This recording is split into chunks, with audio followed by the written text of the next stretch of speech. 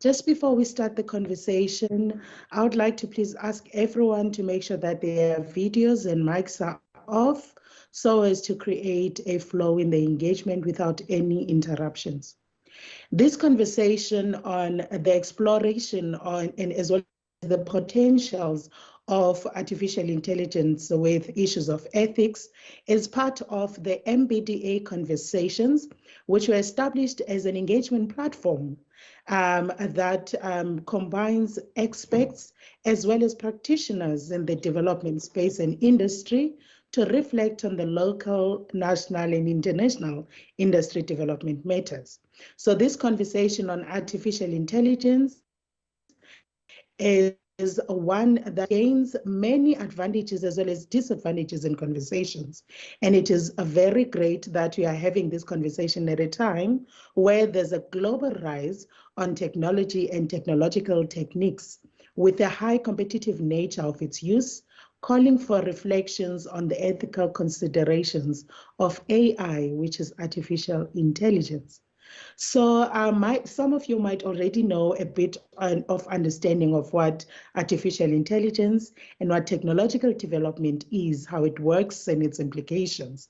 But the importance of having this conversation today, this webinar today, is all about the reflections that will show more about the approaches of artificial intelligence, the new developments of artificial intelligence. We've got ChatGPT and everything else that has been developing in the technological space, as well as the complexities of such approaches, softwares, and developments when it comes to ethics. And I know many of you already understand there's also an elephant in the room, which is the impact of artificial intelligence when it comes to job sustainability. With those short words and background on the conversation of artificial intelligence today, I would like to officially welcome you and also to thank you for taking the time to be with us today and joining us in this session. From my side, I am really looking forward to the robust engagement that we are going to have, the critical and truth reflections that we are going to have, as well as not taking away the advantages that artificial intelligence bring into the development world. As we all know that in South Africa, we are part of the global village.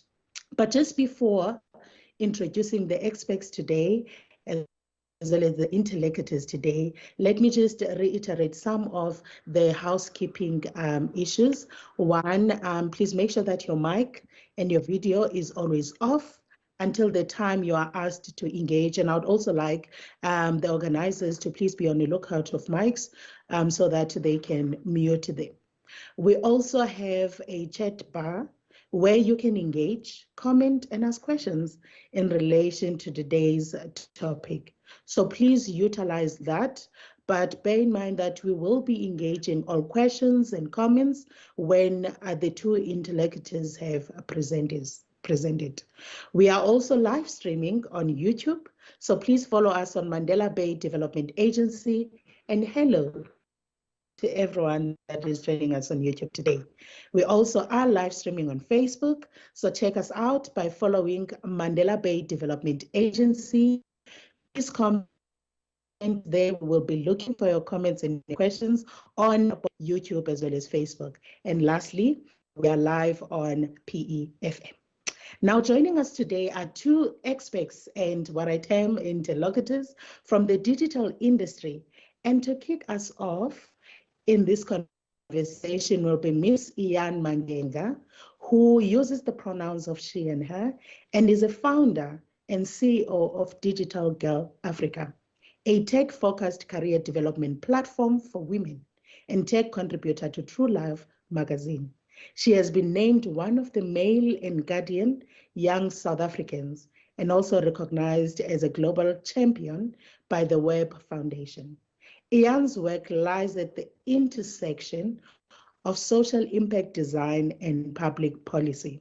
Having worked in civil society for 10 years, she's interested in building an accessible and inclusive digital economy in Africa. Well, this is wonderful, Ian, and we can't wait to hear more about the work that you are doing. So over to you for the presentation.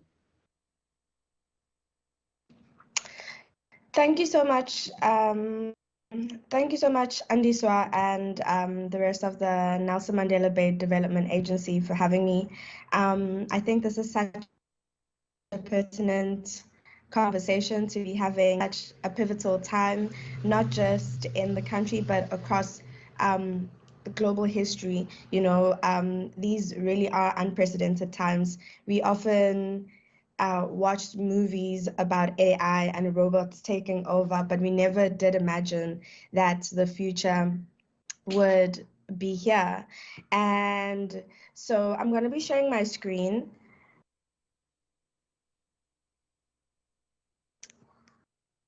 Yes.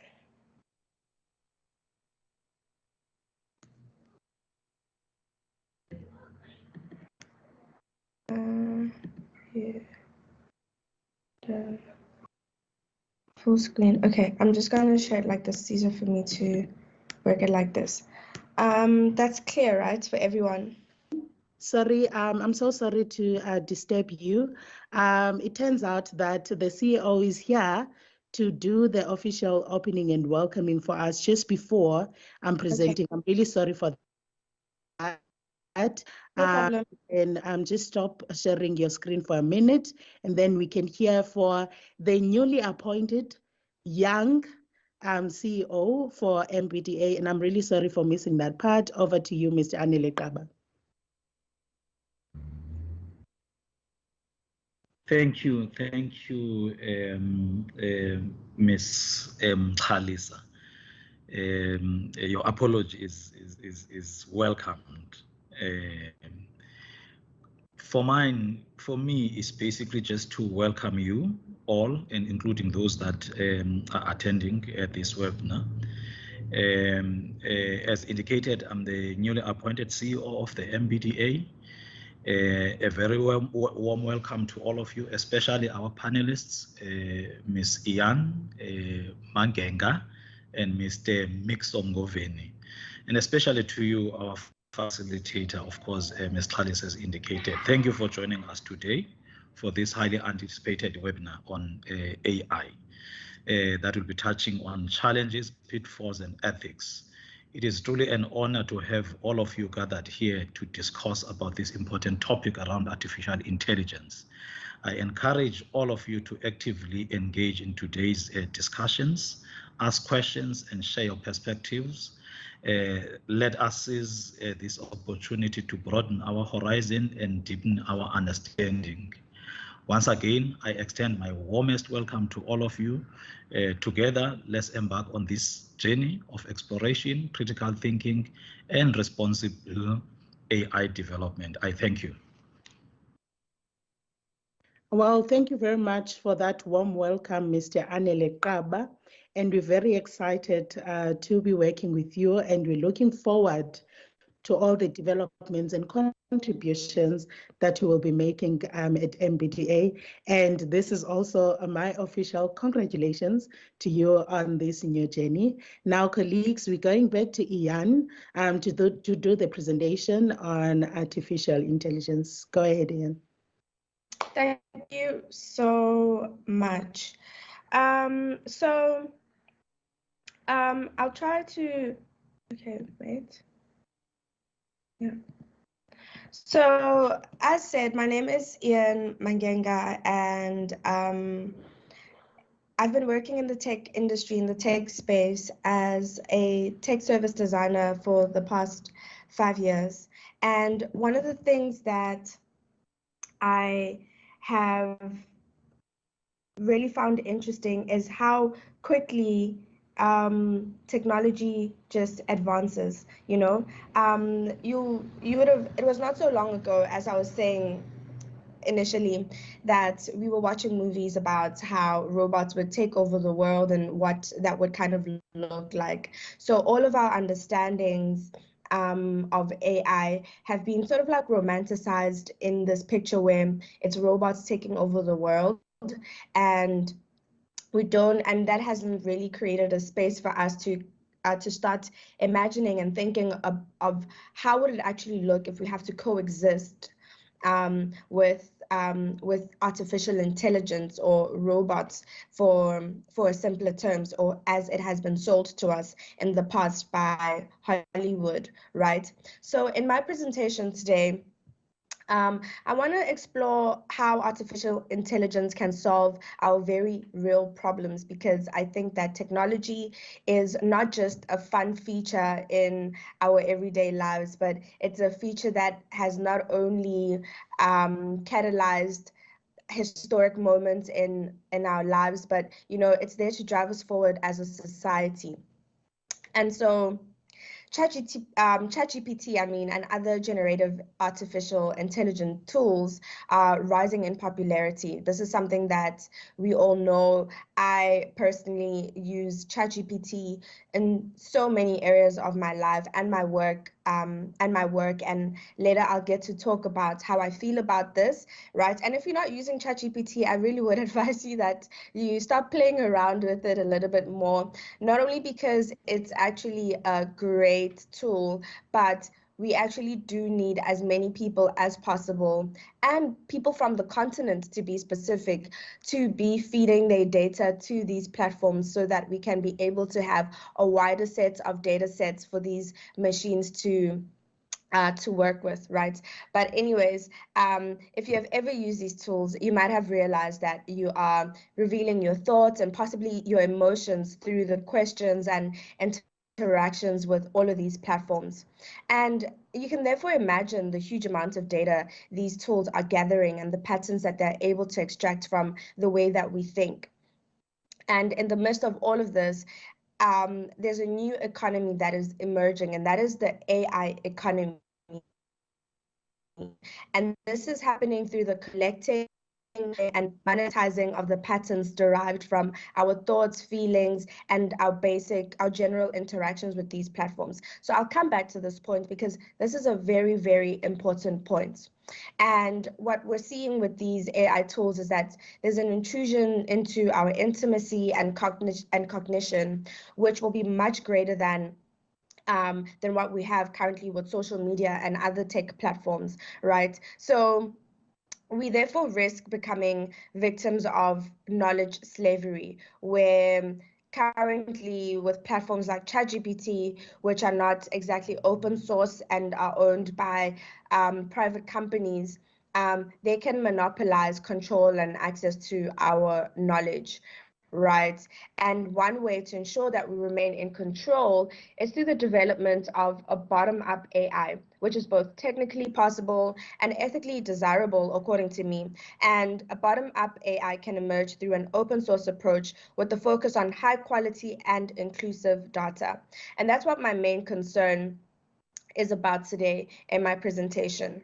So over the past 5 years, I have been running Digital Girl Africa, which is a tech-focused career development platform and a community for millennial and Gen Z women that come from different walks of life. They could have started in tech, they could have studied tech and working in tech, or they could have studied something like media or arts, or some of them might have not even gotten tertiary education.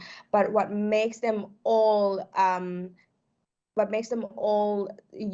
unique and similar is that they have noticed that something is happening around tech, digital tech, and there's a pulse there, and it's a pulse that they want to be a part of because it can open them up to a lot of opportunities. So we're not just a platform that's championing more women to get into tech, but we're a platform that champions all types of women to start making the most of technology and teaching women that a smartphone is such a transformative tool in their hands that can unlock a lot of opportunities, right?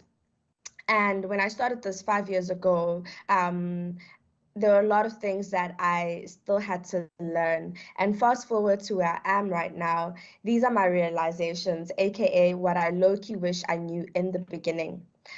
The first point is that knowledge gap precedes skills gap. It's so difficult to teach people about particular skills if they don't understand the possibilities or the wide range of knowledge that exists within that industry. So it's the same thing with AI.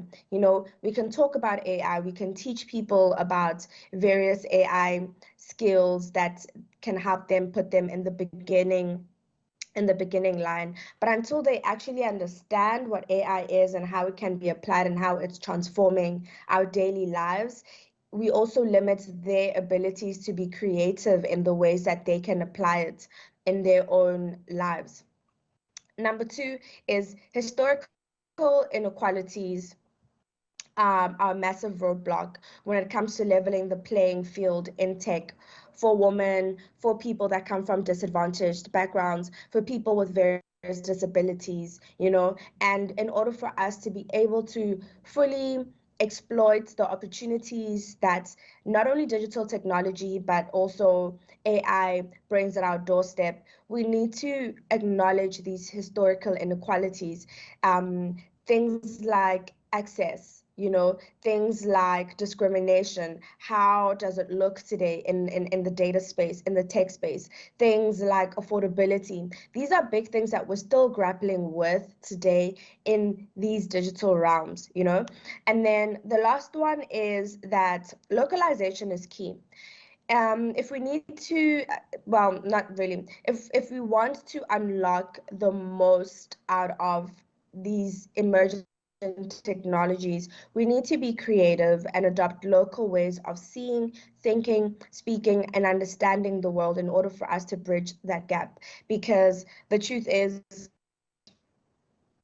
a lot of these principles, a lot of these concepts are developed using a Western framework, which can be very hindering or rather difficult for us to understand and start applying in our African context. But I'll unpack that a little bit more. So there are new economies that are coming up thanks to the fourth industrial revolution, and that is the digital economy and more recently the AI economy. The digital economy refers to economic activities conducted through digital technologies and platforms, and it involves the production, distribution, and consumption of goods, services, and information online. The key characteristics include things like digital platforms, data-driven insights, global connectivity, job transformation, and intellectual property. And whether you like it or not, the digital economy is something that is real, it's something that is here, and it's also a concept that is not only confined to blockchain or Bitcoin, but it has shaped industries, driven innovation, and created new opportunities. And it really has pushed us to adapt to the changing nature of work. And it plays such a crucial role in driving economic growth and presents both opportunities and challenges for industries and individuals. And the reason why it matters is because it drives economic growth, like I said. It fosters innovation, it expands markets, it improves access to information and services, it transforms social interactions. You know, like right now, TikTok, for example, is a growing social media platform, and it is the social media platform for Gen Zs, which is the workforce of the future.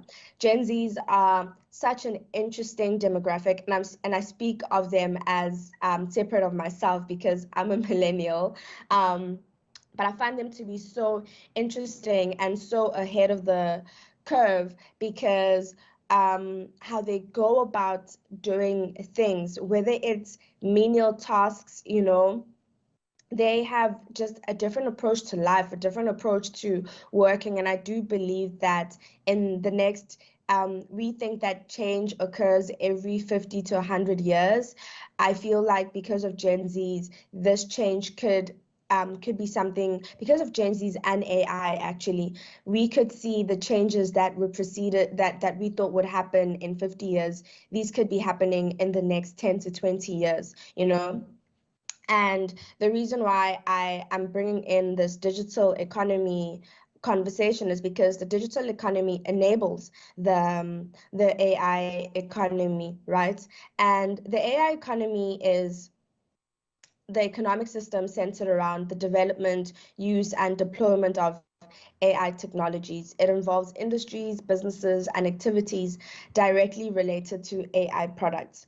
And I recently came across this idea of the AI economy, and I was I was jarred a little bit by it because, you know, traditionally we only have been exposed to one form of economy, and thanks to the 4IR, there's these different types of economies that are emerging, and trying to understand how they relate to the traditional economy really has been confusing. But when it comes to the AI economy in particular, it definitely is something worth noting and something worth being more interested in, especially if you are in the tech space or if you're a business leader, because AI is taking over everything, and right now we're at the beginning of it, or rather at the beginning of its public deployment. And if you really want to benefit from it, like just starting right now to understand what it means, understanding the trends and its implications for the future would be really great. And I think that's why we're having this conversation. So yeah, so the AI economy is something real, and I think it's something that, as we're having this conversation, we constantly need to loop back into and thinking about AI not just as a tool, but rather as an economy. So to get more into the question of the day, what can we do with AI? So what are some of the potentials of AI in South Africa? So the potentials of AI in South Africa is vast and can bring transformation across various sectors, from things like healthcare. You know, it has the potential to enhance healthcare delivery, where machine learning algorithms can analyze medical images such as X-rays and CT scans for accurate diagnosis of diseases. And, you know, where I know there's a couple of businesses where they started to use AI chatbots and virtual assistants to provide healthcare information, answer queries. And not so long ago, actually, I was really sick, and instead of going to a GP because I couldn't even get myself to leave my apartment, I used a chatbot to connect me to a relevant doctor that could then prescribe me with my medication, you know. So honestly, the wonders are so vast. And in other spaces like agricultural productivity, you know, we can use AI for remote sensing and satellite imagery to provide valuable data for precise agriculture. And this can allow farmers to monitor their crop health, detect diseases, and optimize things like their irrigation and fertilizer usages. Also, AI algorithms can be a great tool to analyze weather patterns, soil data, all the things that are very important for people working in the agriculture space to know, especially in these times of climate change where things are happening so rapidly. People don't know how, and also just like seasonal patterns are changing. So even the knowledge that you relied on for the past 10 years has become unreliable right now because of things like global warming, you know. So AI could be of great assistance in that space, in spaces like efficient resource management, you know, where we can use AI to analyze large volumes of data to just monitor our energy consumption in building, reducing waste. So yeah, you know, I've listed a few here, but there really is a lot. And then when it comes to the pitfalls of AI, one that I know is making a lot of rounds is around job displacements, you know, and job displacement is a concern in South Africa because we do have the highest youth unemployment rate in the world.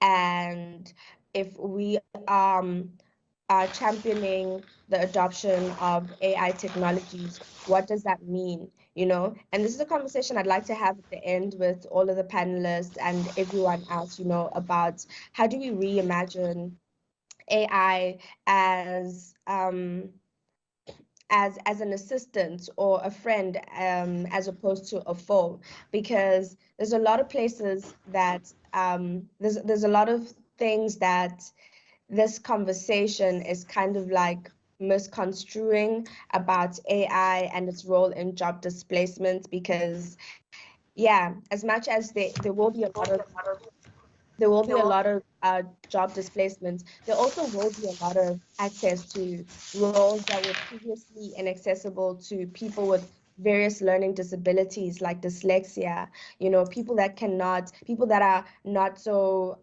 fluent in English, for instance, you know, which are real life problems in South Africa, where our education system is not the greatest. So by the time people graduate, or by the time people leave, learners leave matric, a lot of them cannot even read for comprehension. So how do we expect these people to enter the workforce, or even enter tertiary and understand and do well, so that they could power the next the next workforce, you know? So AI has really been an eye-opener in some of the ways we are approaching education, in some of the ways we are approaching ideas around intelligence, capability, and the nature of work as a whole, you know? So yeah, some of to go back to the pitfalls of AI, job displacement is definitely a concern, and because people feel that it may replace human tasks and potentially lead to unemployment and exacerbate socioeconomic inequalities. And then there's also bias in the algorithm, which is another challenge, because AI systems can perpetuate or amplify discrimination due to biases in the training data. And also there's a lack of robust data infrastructure, which limits access to high quality data sets, hindering AI development in various sectors. So for example, if you've been using ChatGPT and you're on the free version, you would have noticed that you can only access data that is up to 2021. 2021.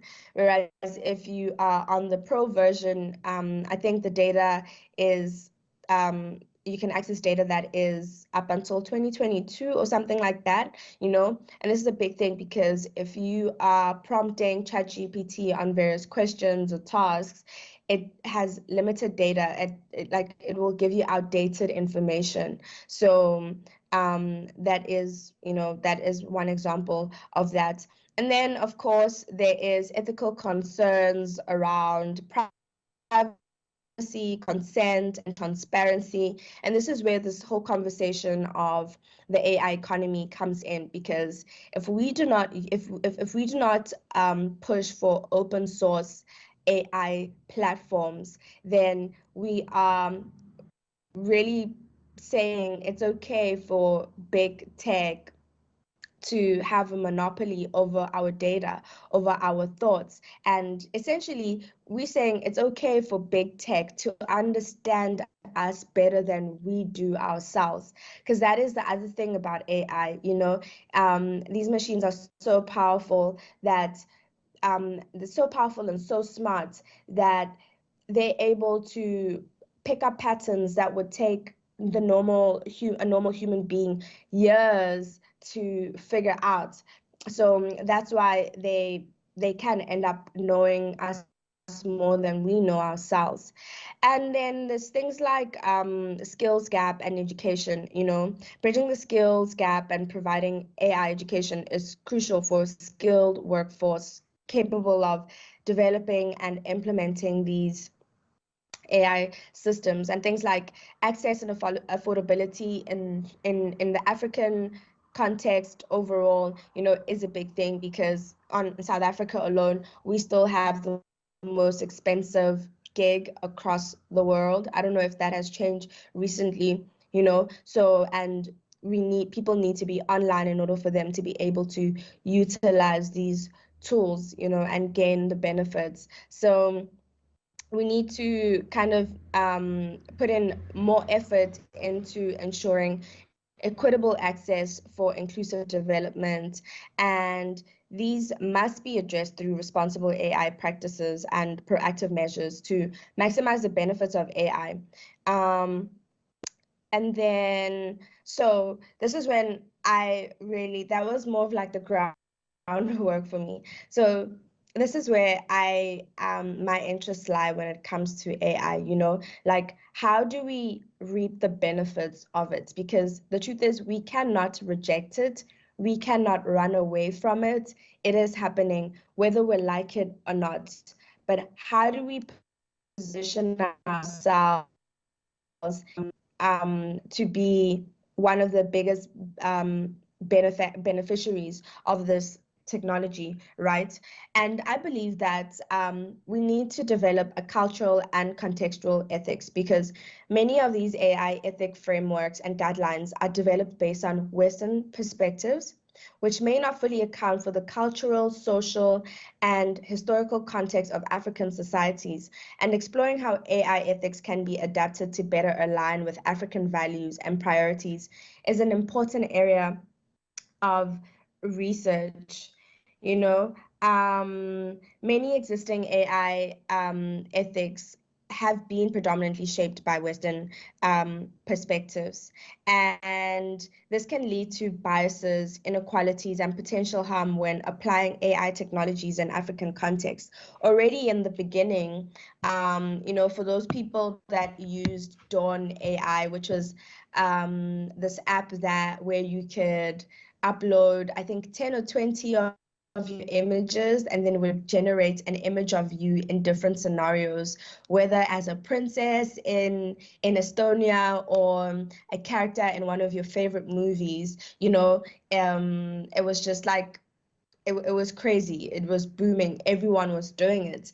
But then people realized really quickly that there were so many biases with that platform, because when it came to altering people's, or rather generating various images, it always gave people particular features, and these were features that leaned more towards Western norms of beauty standards, you know. And I think one of the stances that I like to take is, instead of being a part of the group that says AI is biased and therefore we should cut it out, I like to come up with solutions. You know, I like to say, okay, where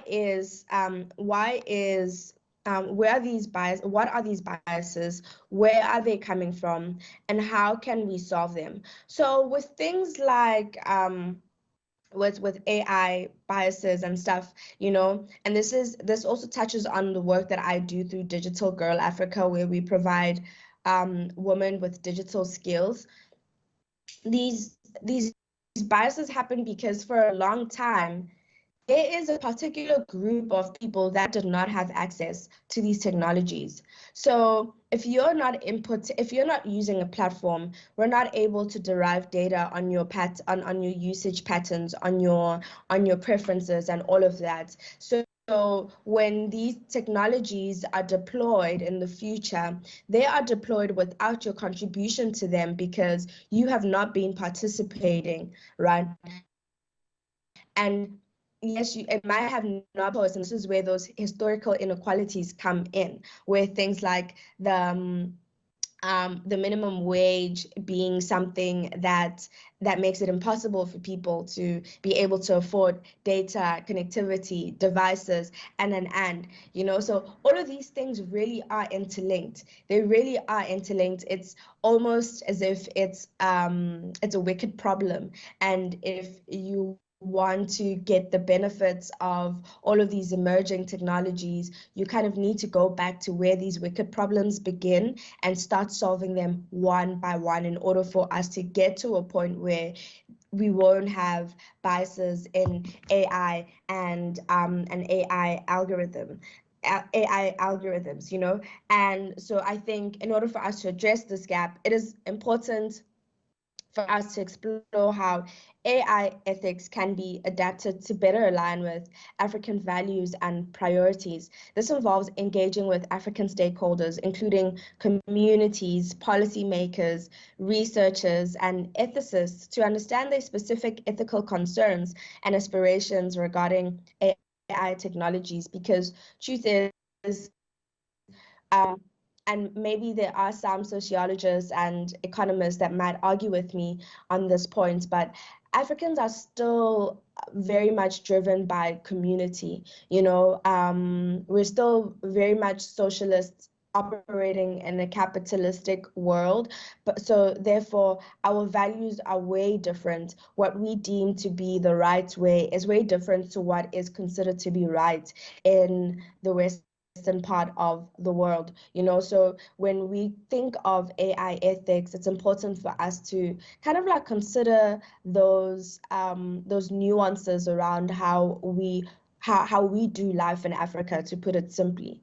And by adapting these AI ethics to African contexts, we need to understand our cultural norms, our social dynamics, our historical experiences that shape our ethical landscape. It truly involves examining how AI tools can respect our cultural diversity, promote our inclusivity, and mitigate the biases that may arise due to our cultural differences, and it may also involve developing new guidelines and frameworks that are specifically tailored to the African context. And because Africa is such a big continent, or maybe not, let me just scale it down a little bit. Like within South Africa alone, we have 11 tribes. We have 11 tribes, and yes, there might be acculturation happening in the metropolitans where it's just one blob of a cultural mix, everyone is everything. But it's still so very important for us to have these frameworks rooted in our local knowledge, and to have them reflect our realities and our challenges and aspirations as African societies. Because maybe in the West, reading and writing might be a concern, but in South Africa, we still have one of the highest HIV rates in the world, and the HIV infections are rising amongst Gen Zs and younger millennials, so our concerns are different. So how we approach these tools and how we apply them to our reality obviously would also need to be different.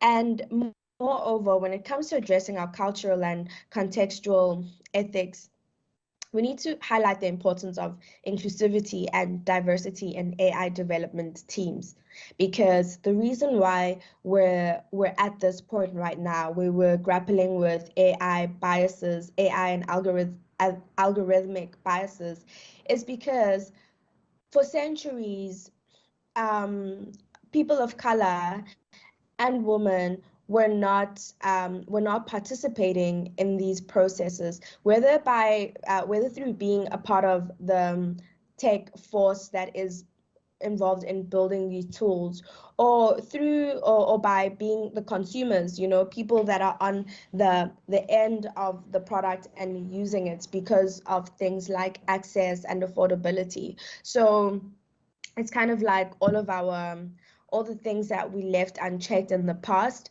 are coming back to haunt us all over again, and we're having to spend more time and more resources.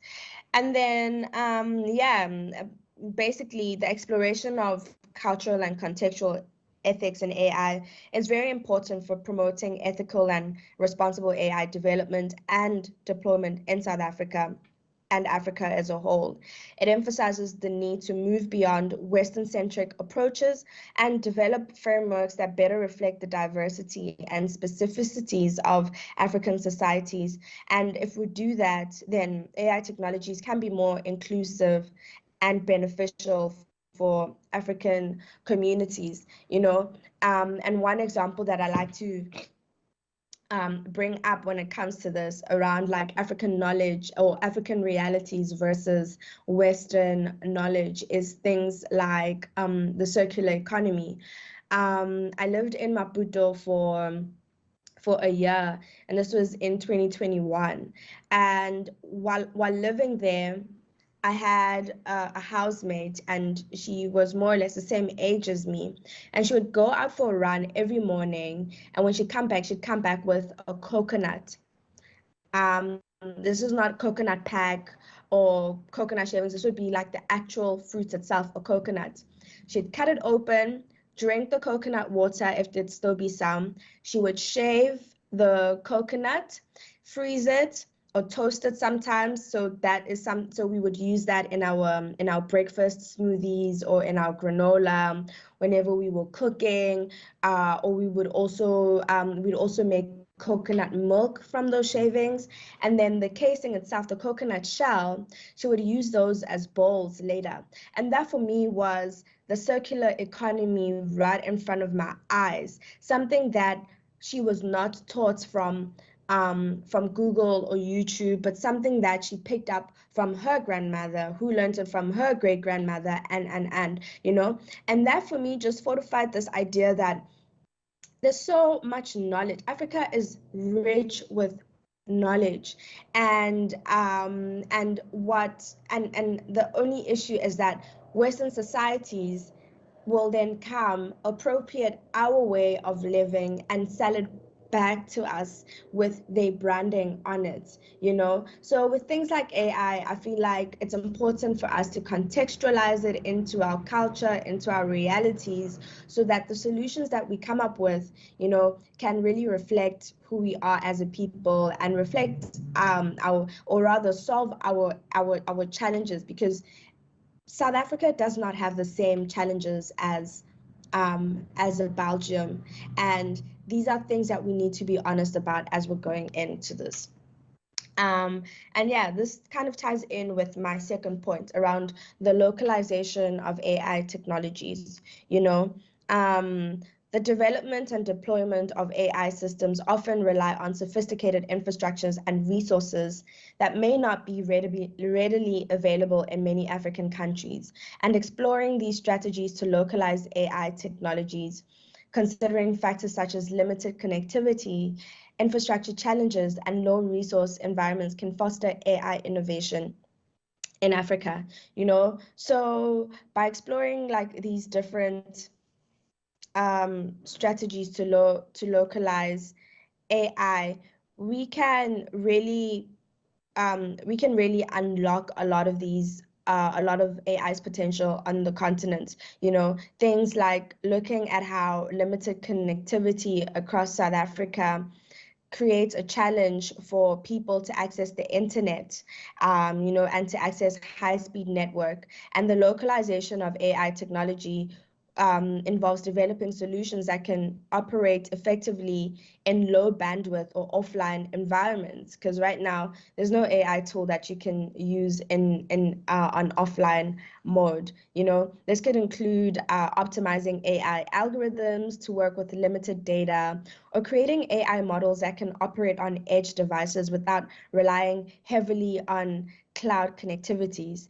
And when it comes to things like infrastructure challenges, South Africa does have limited infrastructure. We have the highest, one of the highest penetrations of internet in Africa, but our inequality still scours way above a lot of African countries. So clearly there's something there, there's something that's not connecting, and, when it comes to our infrastructure challenges, we need to look at how we use our data centers and computing resources required for training and running AI models. And our localization efforts should involve finding innovative solutions to address these challenges, such as leveraging existing infrastructure, developing edge computing capabilities, exploring cloud-based services that are specifically designed for low resource environments, So I think the biggest thing for me when it comes to AI AI's potential in the South African context is that it's vast, you know. And one of the things that I like to focus on, especially because of the work that I do, I think AI is here to bridge the gap when it comes to access to opportunities and education, because truth is, there are a lot of people that have been left out of various educational and professional opportunities because of where they come from and lack of access to resources, whether it's through intellectual capabilities or financial capabilities, you know. And today, to be a journalist, you don't necessarily need to know how to, you don't need to be the best writer. You just need to have access to internet and a device and know how to prompt ChatGPT. And the thing is, you know, people are so worried about AI creating job displacement. And some of the big tech guys, like the godfather of AI, he believes AI to be sentient, meaning it has emotions, has a consciousness. And maybe that is a reality that we might need to reckon with sooner rather than later, you know, and start preparing ourselves for it.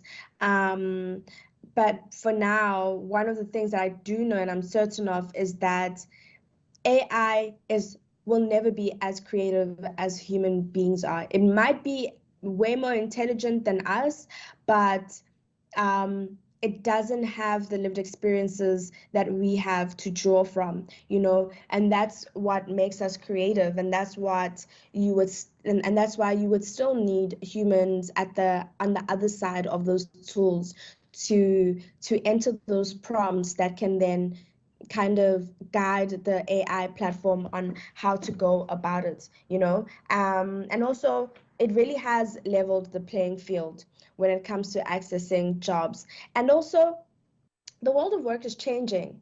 We're realizing that a lot of people would spend a lot of time doing menial tasks, and that has long-term effects on those people's mental, not only on their mental health, but how they show up for those jobs. You know, there's so many people that are unhappy in their jobs because they don't feel challenged. They don't feel like they're doing anything anything new or learning anything new. And I feel like AI is here to kind of get rid of those menial tasks by streamlining various processes, you know, and automating various tasks and allowing you to focus on things that you're really good at. So for instance, if you are a content creator, you know, you can use AI to, or maybe a social media manager, you can use AI to come up with your captions for you, something that would require a team of, like, I don't know, 3 people, because you need a copywriter, you need an editor, you know, you need someone to post. Now you can do that by yourself, and the other people in the team can spend their time doing other things, you know. So I think there's an opportunity for industries to innovate and transform, as opposed to just people losing their jobs, you know. And we still need people anyways to learn how to use AI in order for them to really stay abreast of the changes that are happening. Yeah, and I think for now, I think I really would like to end it here. I'm interested in hearing what Misho has to say and the conversation that's going to happen afterwards. Thank you.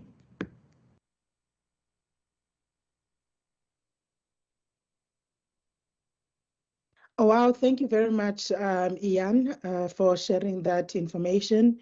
And there were just like a lot of reflections that you touched on the importance of AI as well as the pitfalls of AI, particularly the importance of understanding the gatekeeping in AI and the need for inclusive tech. Well, I usually see adverts that ChatGPT platforms usually have on social media.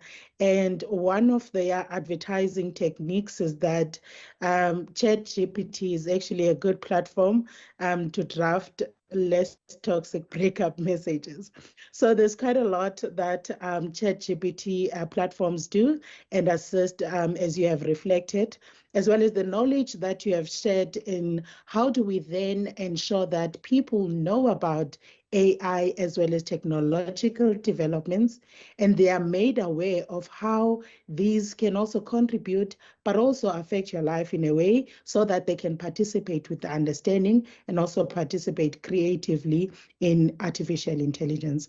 Thank you very much also for the reflections on intersection of transformation and AI agricultural development, which is quite a critical industry right now for economic development in our country. Well, without wasting any time, I think we can move to Fortune, who will then continue the conversation of AI development, pitfalls, as well as issues on ethics. So who is Fortune Goveni?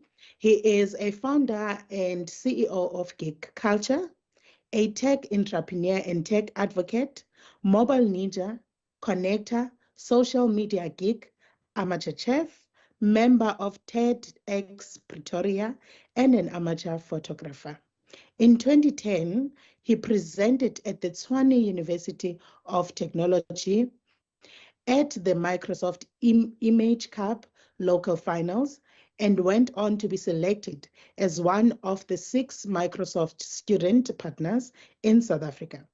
His work with geek culture has been profiled by the World Bank and info development in the form of a case study and mini documentary video. In 2014, he got nominated by SAINE as one of tomorrow's leaders and became one of the 30 young villages' most inspirational young South Africans. He is one of the Sowetan top 100 young bosses in South Africa for 2015 and 2016. And he is also the Mail and Guardian top 200 young South Africans for 2015.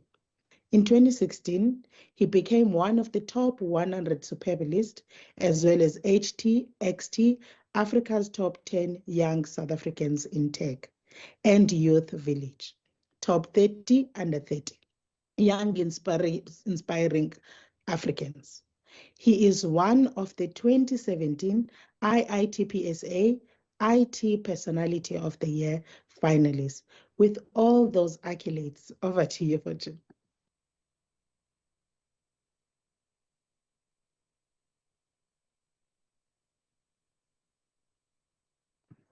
Afternoon, is it afternoon? Morning. I'm just gonna switch on my camera. Thanks for that introduction. Yeah, I must really update that my CV and make it a little bit shorter. But yeah, just again, thanks for this opportunity to be able to talk about this particular subject, a subject that is currently a hot topic. So wherever you go, you see AI this, AI that. And thanks to Ian for the presentation, really enjoyed it. I really also loved the perspective of how to contextualize it from, bring it back to the people and how to make it make sense to the people. So I'm just going to share my screen.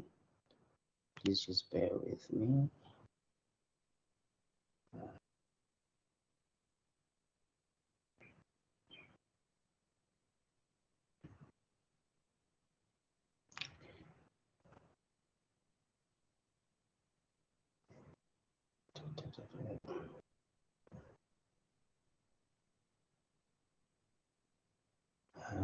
Where's my screen? Okay, I'm gonna be forced to use this.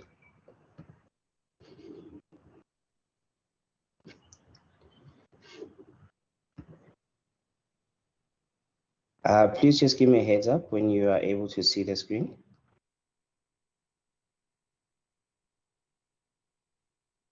Thank you, we can see it.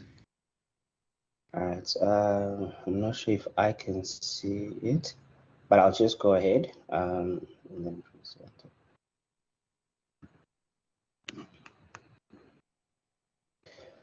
All right, just please confirm, can you see the guy on the couch? Yes, we see him. Thank you. Awesome. So this is my favorite photo in terms of introducing myself and the work that we do, because I think there's elements here which represent what the organization does, Geek Culture.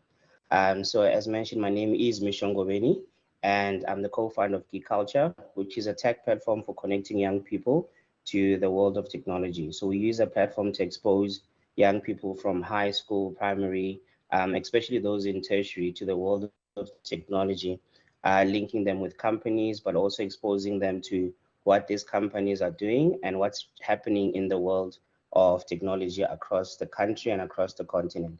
So this particular photo taken some good years back, typical laptop. When you think about tech people, there's always some sort of a laptop there. I love using my phone quite a lot. That's where I get a lot of my information. That's where the business was built. Just putting on the glasses as a representation. Even though I don't believe geeks or techies, you have to wear glasses to be a techie. You don't have to. And the couch is just sometimes how I feel. Lazy element, being able to just take it easy and resting on the couch.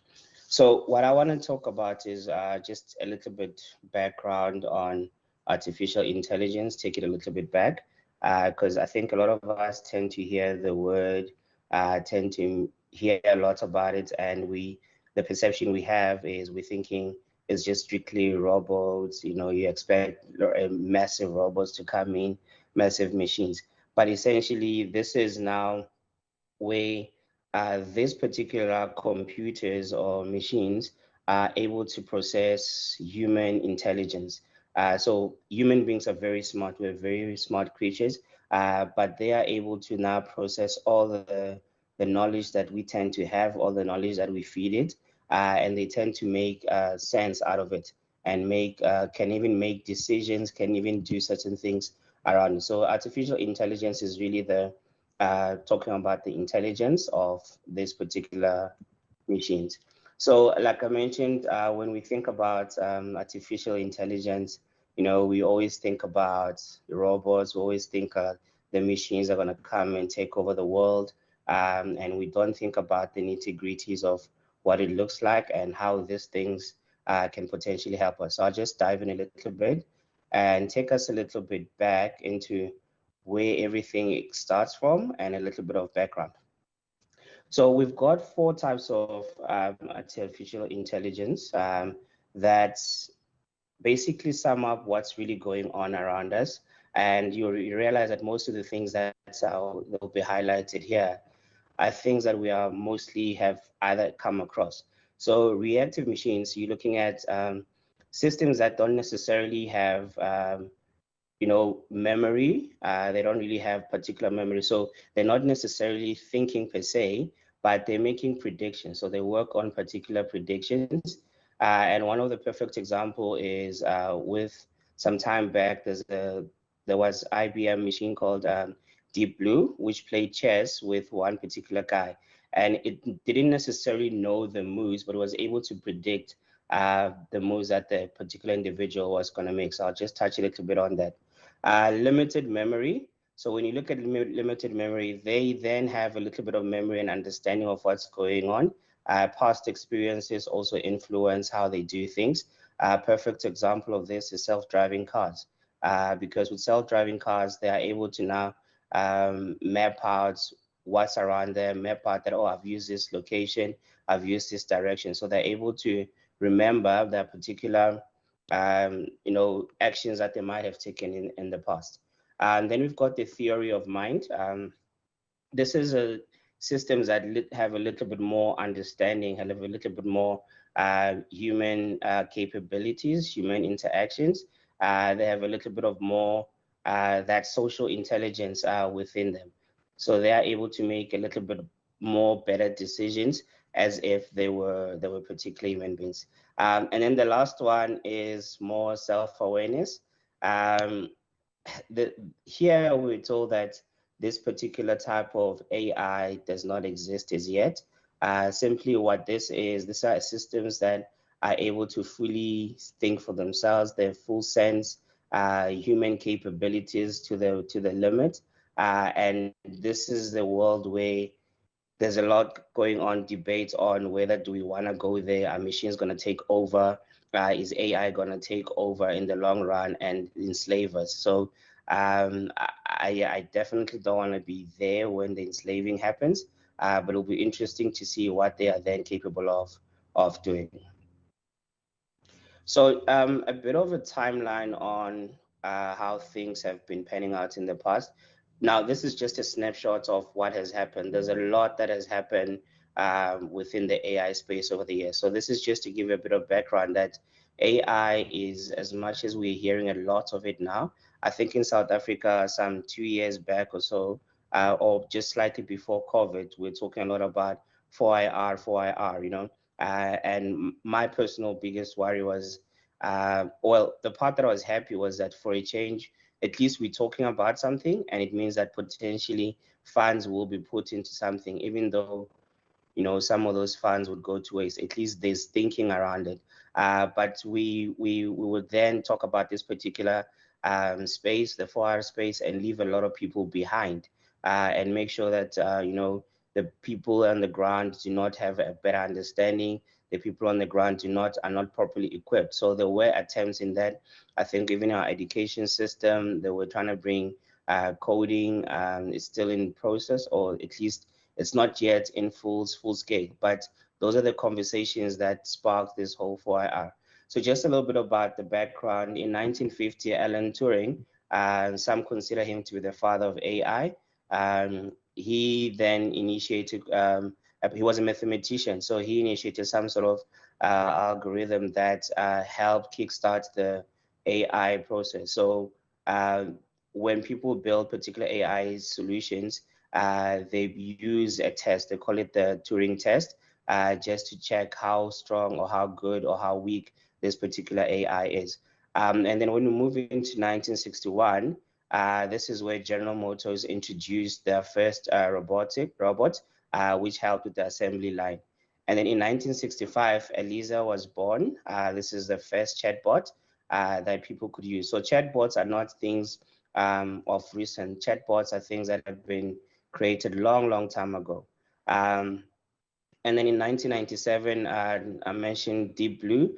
It defeated Gary in chess, and he was, yeah, very unhappy individual. So it shows the capabilities of how this AI technology has been advancing, where it's able to move from chatbots. Now it eventually competed and defeated a chess player who was at that particular time one of the best, if not the best, in terms of playing chess. And then in 2009, Google started the process of going into self-driving cars.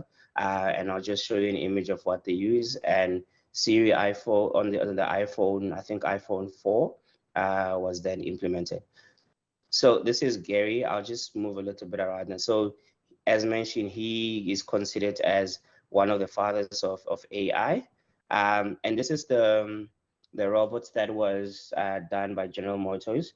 And it was quite an impressive feat. I mean, if you think about what these things are able to do now, as compared to then, there's a massive gap. But the fact that this particular Unimate was created then and was able to create, you know, to help General Motors with the assembling of their cars back then, is for me, is a huge feat.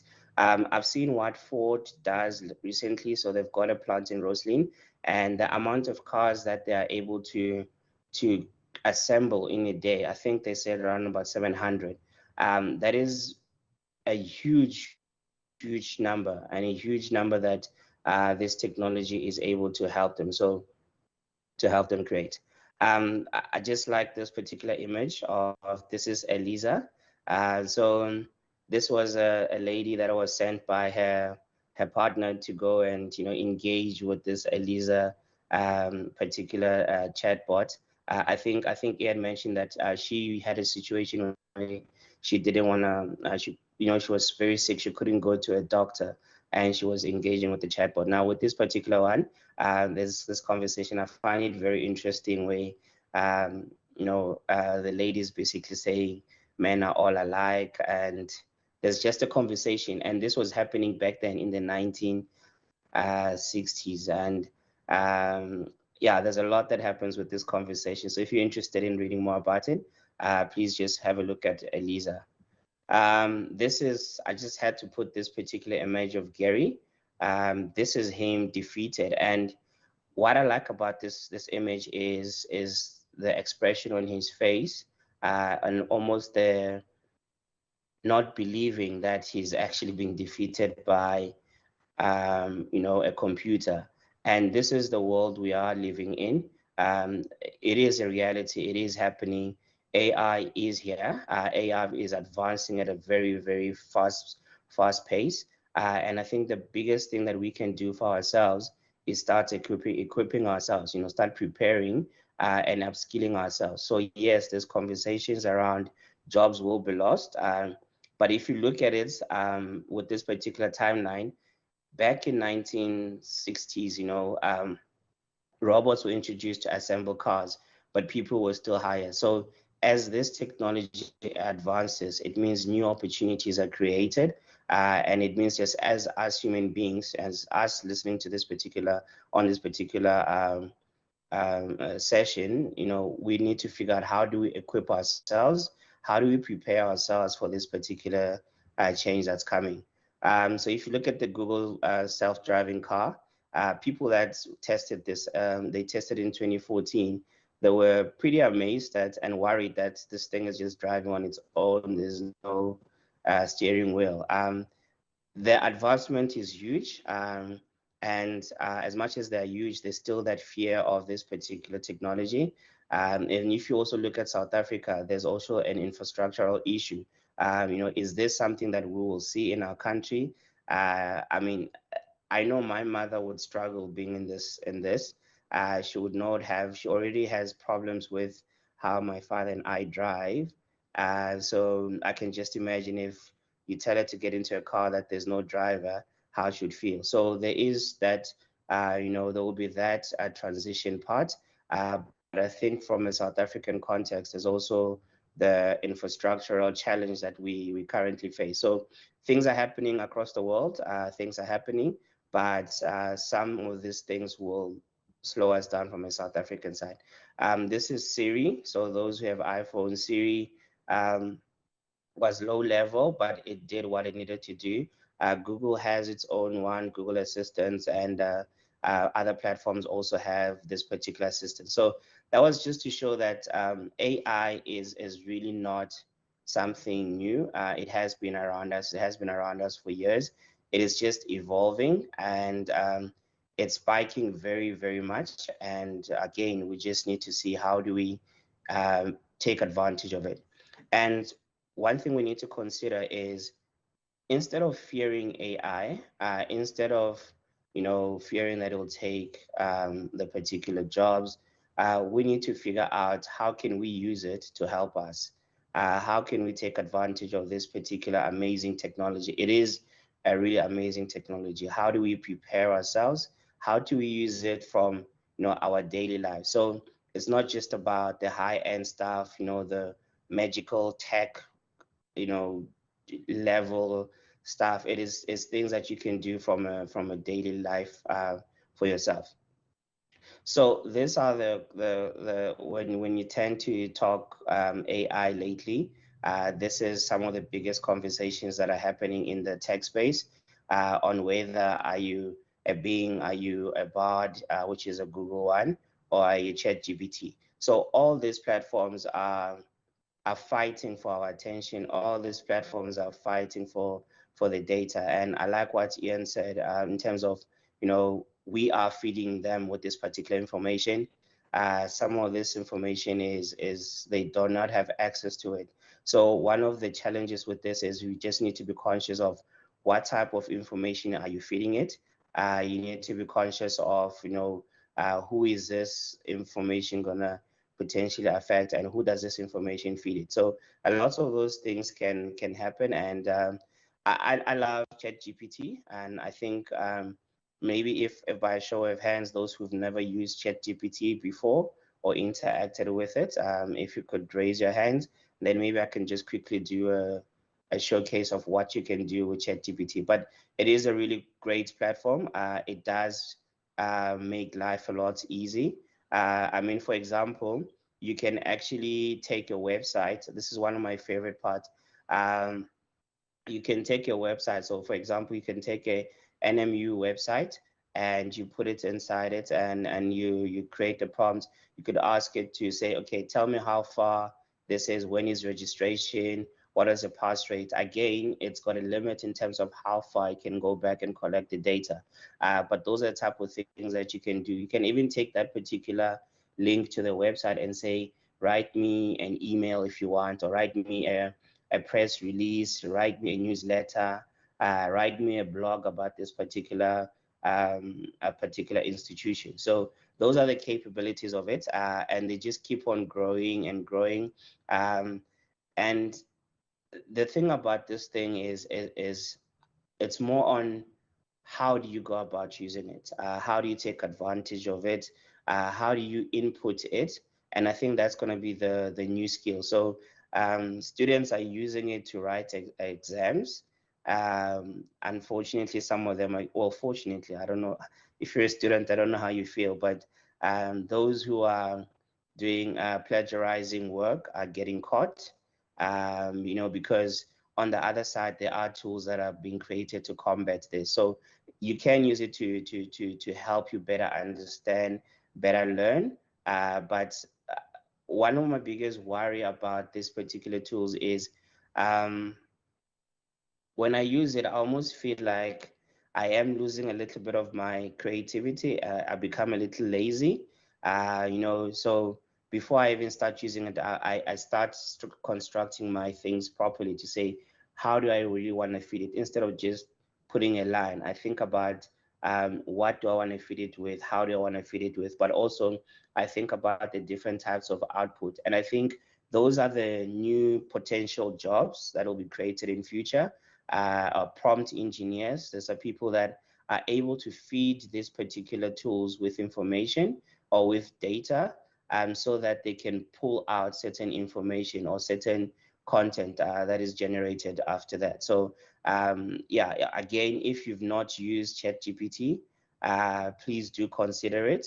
Please do explore it.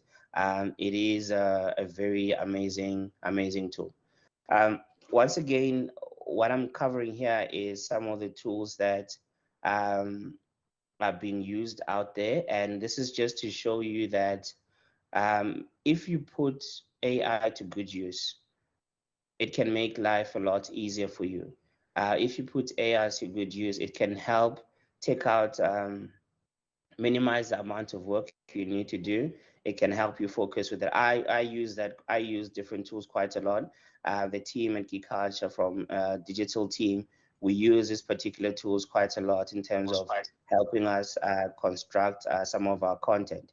So if you look at something like a Vimeo AI scripter, if you're a script writer, this could help you write your script. So it doesn't even take too long in terms of putting a script together. Again, you need to obviously think about the storyline. You need to think about the different characters and whatever else you might think. So there is an element of work that you still have to do in a way, but the better you construct and you prompt that particular work, the better it will quickly feed you information.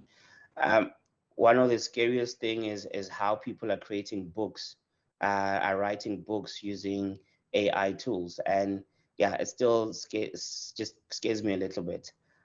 Mind Journey, that particular version is the latest one in terms of creating images, really good, realistic images. So it's one worth exploring. There's a lot of tools that you can use for CVs. So this helps those that are job hunting. And again, it goes to inclusion, to make sure that people are not left behind. These are not tools that require high services, high payments. These are not tools that require high level of skills. These are simple tools that just need a bit of data connection, and you're good to go. You're able to put a CV together very quickly. And then the fourth one, Canva, probably one of my favorites. You're able to create PowerPoints as well. using Canva. So you could just take it, tell it what to do, or you could just write something on a piece of paper and instruct it to say, I am looking for 5 PowerPoint slides, and they must contain 1, 2, 3, 4, 5. So I've tested this and used it before, where I would write something on ChatGPT, and I would ask ChatGPT to create something for me in PowerPoint format or bullets, right? So it would do that, and I would take that content and I'd put it on Canva, and then I'd ask Canva to put in the content into slide form, and it would do that. Then the last one is called Owly. One, again, my favorite. If you are a social media person and you engage a lot on social media, you manage social media accounts, Owly is a good one because, especially if you're using the platform Hootsuite, what it does is it helps you create social media content. It has sort of like, for lack of a better word, templates that you can use to create those particular social media content. It can even help you recycle old content as well. You can write content based on the mood you want to create. You can write content based on the season that you want to write. And it can just write all this. And what I like is it gives you around three different options. But again, this technology is not perfect. Even the Chat GPTs, you still have to put in some bit of work, edit a bit here and there, make sure it makes sense. Because sometimes it just writes what it thinks, and it might not be the way you'd want it to be. It might not be the tone that you'd use. So yeah, those are things that you can potentially explore. So what I have here is just to show the landscape of what's happening in the African continent from an AI perspective. When we think sometimes AI, we like, okay, maybe it's not happening here. It is happening. There's quite a lot of companies, startups that are using AI to make our lives better, that are using AI to make their businesses more efficient, but are also using AI to help other businesses. So I've just put a few companies here, which I think are doing tremendous work within the AI space. If you look at Anton Tech, they're a company based in Botswana, 3 young people based in Botswana, and they use AI or their particular tool that they've created to monitor crops, to monitor the diseases that those crops might have, or also to monitor potential risks and challenges that those particular crops might have. So they're able to do all that through the use of AI and other machine learning tools. So those are good use cases, and I like the fact that this is a young people that are using this particular tool. Aerobotics just got few years back, they got massive funding in dollars for their agricultural tool. Again, it helps you manage your crops, gives you great analytics and lots of predictions around them. Saipona, again, in Botswana, they focus on brands and marketing. Their key thing is, I think Ian touched a little about it in terms of, we need to contextualize it and make it understand how we behave. So with them, they help brands to write content and put content in such a manner that it understands the audience it's going to, but it also can write it ideally in their particular languages. Akiba Digital, run by a young South African lady, very, very great company. They help a lot with companies with the lending space. So they use technology and AI to help individuals quickly get the loans approved or declined, all those processes that usually take time. They found a way of speeding up the whole processes in terms of making sure that you are able to either know what the outcome is of your application. There's quite a number of companies that are using them. Lula Land is one of them, who work with Vodacom. So they use them a lot in terms of even retail capital. Apps also uses them just to make sure that they do those application processes much faster. Butlali AI, this is a startup based in Cape Town, and they focus a lot on the language side as well. And GovChat, this is now a tool that is meant to link. Right, I see there's questions on the chat. We'll address them later, but please do keep them coming. So GovChat is a link between citizens and government and different municipalities. So now it gives citizens direct access to the people that are leading us, engagement around that, and they use AI to speed up the process. One of my favorite and exciting businesses, startups, is called Lilapa AI. They recently launched, and this is a bunch of great minds that have come together. I think 5 founders with tremendous background in understanding AI, understanding data analytics. So one of the biggest things is they want to make AI understand African context, African content, understand, again, representation. So they're working quite hard in making sure that, there isn't that bias element. They're working very hard to make sure that these AI tools, do not, misrepresent us. The language, they understand our particular languages. So they've got great background in that, having worked in different African countries. So yeah, I'm definitely rooting for them in terms of making a lot of things exciting and better. Everybody wants to know what I would do if I... Okay, let me pause that video. So with all this, there comes challenges with AI. There comes, it's exciting. We are now jumping into it. When you go on social media, there's a lot of content that is happening. There's a lot of people that are content creators.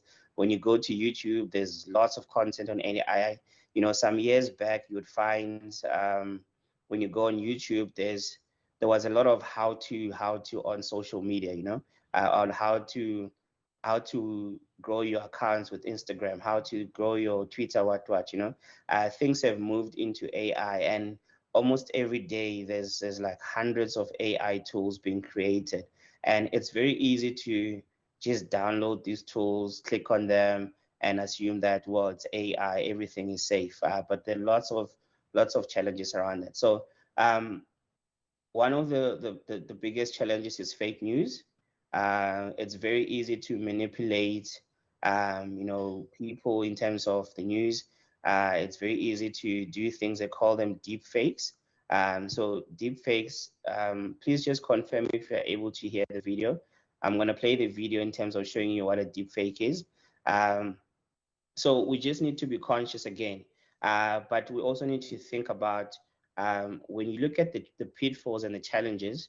For me, on the other side, there's a job opportunity being created, right? So that's another thing that we need to be looking at. So lots of fake accounts are there from AI.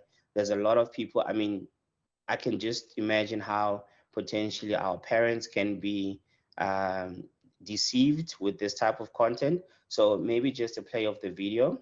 You just confirm if you're able to hear it. Everybody wants to know what I would do if I didn't win. I guess we'll never know. All right, I hope everybody was able to see and watch that. Now, those who know soccer will know this is Messi, and it's very relevant because he just finally won the World Cup. But this was not Messi. This was also not his voice. This is the voice of Kanye West when he received an award years back. So what they've done with deepfake is they're able to still use the same image, make it same content, voice, make it very interesting, but use someone else's face. So if you saw the reaction on his facial expression. It's like that's him, right? And this is the world where we're going into. So it's also happening to musicians. There's a lot of AI tools that are being used to create music. So you just go, you create whatever beat you want, and you decide today I want to sound like Kanye West, and you use Kanye West.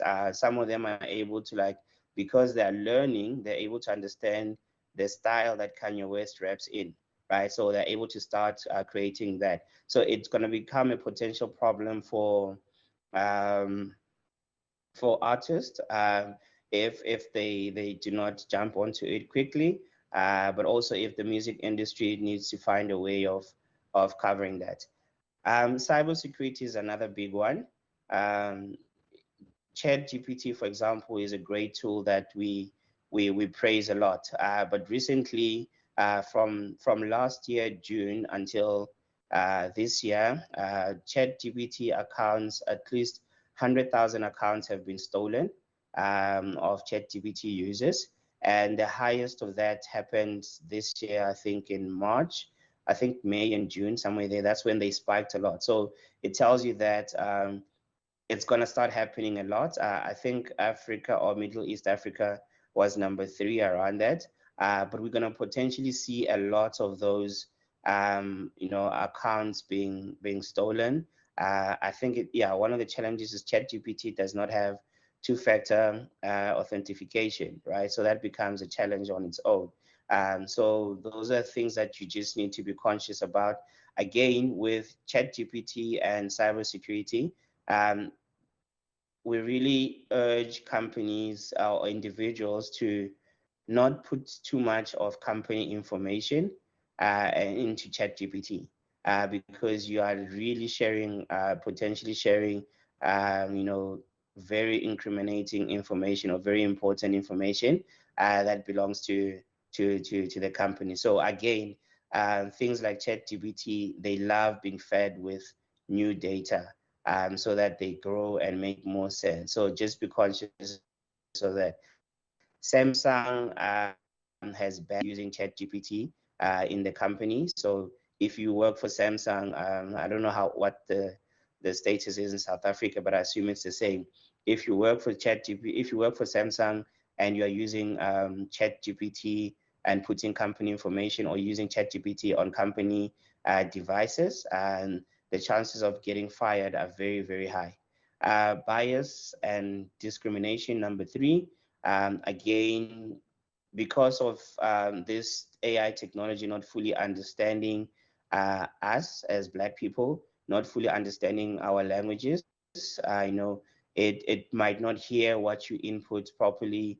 It might not spell your name properly. Again, discriminates against, Black people. Some of them, they were like, when you think criminal, they'll pull out particular images of Black people. So there is that work that needs to be done. And again, this is an opportunity for new jobs being created. And that's where the likes of the different companies I mentioned are working very hard to make sure that that is done. So manipulation is another one. It's very easy to manipulate a person's voice. It's very easy to manipulate how a person, writes content. Everything for me, AI just feels like, it's almost like AI is easy to trust. And I think that could be one of the pitfalls that will come across. Fraud, potentially there's one particular company in America. They just got lots of funding, and their major focus is on fraud detection. So these tools are able to do that, because fraud is going to happen. People are going to make sure that they take advantage of AI technology, again, to manipulate people into giving them particular cash, and those things are going to happen. So imagine someone uses a fake account or WhatsApp account, and they're using someone else's voice as a voice note, and then you think, that's Misha who's requesting this and this, and you are able to send it. And those are the pitfalls that will potentially come across. Now, one of the things that's going on in the space is what needs to happen with AI. And what I find very interesting is people that are highly involved in AI, or at least from the beginning, they are the ones who are also issuing warnings in terms of we need to be conscious of AI, we need to be careful of AI. What I also find a little bit scary is um, they don't know how far this thing can potentially go. They are worried, and one of the things that they're very vocal about, especially the likes of Elon Musk, the likes of Geoffrey Hinton, who used to work for Google. They're very vocal in terms of this AI technology needs to be regulated, so that it's controlled some way somehow, because right now they can see that it will get wild. So one of the leaders, Sam Altman, who works for OpenAI, who are behind ChatGPT, um, he's also concerned. So it's very interesting because his company is one of the leading in the AI space, in like generative AI, right? So but he's still very concerned. So if you see this particular post, if this technology goes wrong, it can go quite wrong. That's what he says around it, and he's encouraging governments to get involved. So they ask him, but if you still are worried about it, why don't you stop? And most of them, the reasoning is this is a very important technology for us as human beings. This technology, if used right, can help with detecting diseases, can help with the medical space, can help with education. There's a lot that it can help the human race with. But the way it's advancing and the way it's not regulated, you can just imagine what will potentially go wrong if it falls in the wrong hands. So Elon Musk is also very vocal around that. And a lot of people are very vocal around what needs to happen around AI. But the common conversation is AI does need to be regulated. AI, there needs to be policies around that, and those are things that even our country, South Africa, we need to think about.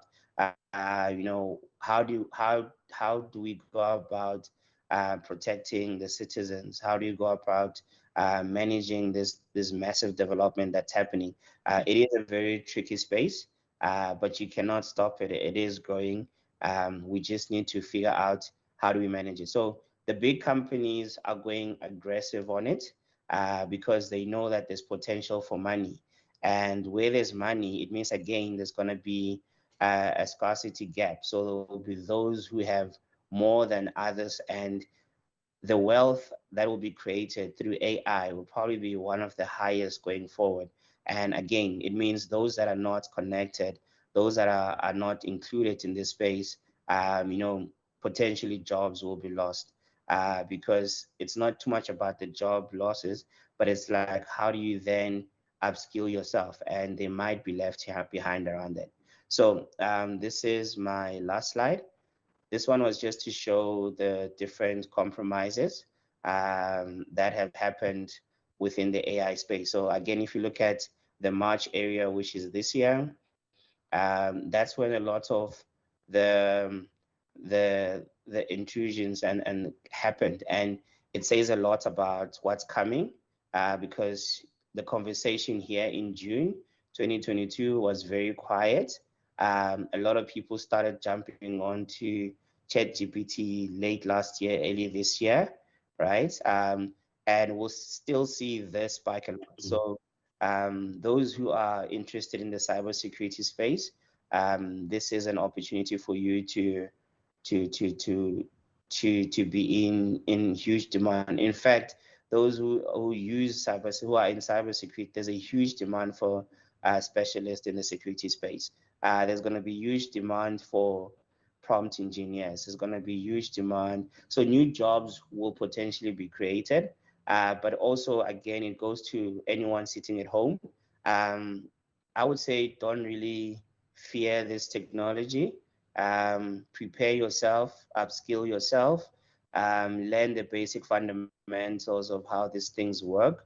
You know, have a bit of an advantage, have a bit of an edge, because the person who will potentially take your job, right, is a person who upskills themselves, and that's the world where we are going to. All right. Thank you. I'll stop here.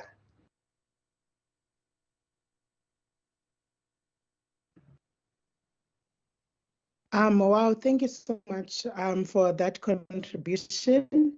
I see there's quite a lot of appetite to engage, but just before moving to the chat, I was struck by the question that you asked us earlier, which is how do we take advantage of AI, but also how do we upskill ourselves to take part in AI? And of course, even with Ian's contributions earlier about, you know, to some extent, even though there are job displacements and pitfalls when it comes to AI, there is also a chance that AI will create and capacitate the country's economy with many jobs that may surpass the loss of those jobs. But the key question is, how do we then go back to the drawing board and position ourselves as a human force that can participate in these technological developments and AI economy that you guys spoke about earlier in the midst of digital divide? Well, we are now open for Q&A. So you can raise your hands to say your questions. And I am also dependent on my colleagues to check on social media if we have any questions. So the first few questions that we have are from Singa, who has divided the questions into two segments, one focusing on the topic of job displacement. So the first question is, can you provide insights into which specific sectors or industries in South Africa are at risk due to AI implementation? The second question is, are there any initiatives implemented by the South African government to upskill the youth workforce in response to the potential job displacement? Just the last question, and then I'll go back to the panelists to respond. On ChatGPT, we know that ChatGPT is used by individuals, including students, to assist with their tasks and assignments. This has raised concerns about plagiarism and content copying.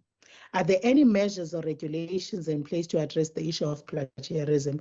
And I'm sure it touches on what you spoke about, Michelle, just now about some tools that can actually look into plagiarism, but also it touches on this keyword, trust. How do we trust the system? How does educators, lecturers go back to trusting students? Before reading any other questions, I'll look into the hands and the new questions and comments.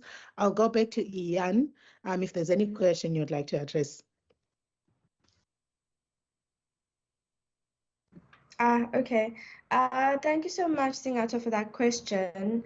I'll tackle the job displacement one around which specific industries are at risk. So, you know, I think all industries, first point, all industries will be transformed by AI, whether you are in a labor-intensive industry like agriculture, or whether you are in a white-collar industry like in the financial services, you know. But I see most of the displacement happening in the customer service space, because right now we're relying like customer experience is one of the largest employers after hospitality when it comes to entry-level jobs in South Africa. And now we have chatbots being able to do the same kind of work, you know, and whether it's online or whether it's through prompts on the phone when you call them. So that industry will be affected a lot. And then also in other spaces like financial services, when it comes to like fraud detection, you know, risk assessment, you know, things like retail and e-commerce as well. when it comes to being able to enhance the customer's experience and also just management of inventory, which I think is like highly linked to transportation and logistics when it comes to like, you know, monitoring of various goods as they're transported from one place to another. And I think another industry that we overlook a lot is the legal space, the legal and regulatory space, because now you actually, instead of paying thousands of rands to get someone to draft a legal agreement for you, you can just get ChatGPT or something to do that for you. And of course, there's like journalism, or rather the media space. You know, journalists are feeling the brunt of it. A lot of media houses have gotten rid of their journalists because why have 30 journalists in circulation when you can have 2 people just churning out 200 to 250 articles per week? Yeah. Just to add to the lawyer part, the legal side of things, there's quite a few startups that are brewing in South Africa in the legal space that are using AI. One of them is, I think it's called Lawyered AI. And again, it means you will have less of the bigger audience or the less of staff in the lawyer space. And these are the tools that will be taking care of that. I think social media is potentially one area where there'll definitely be a bit of bloodbath, simply because people are, even companies are also looking at, well, I no longer need 5 people. I can do with 1 or 2. I'm still not sure about using AI for design.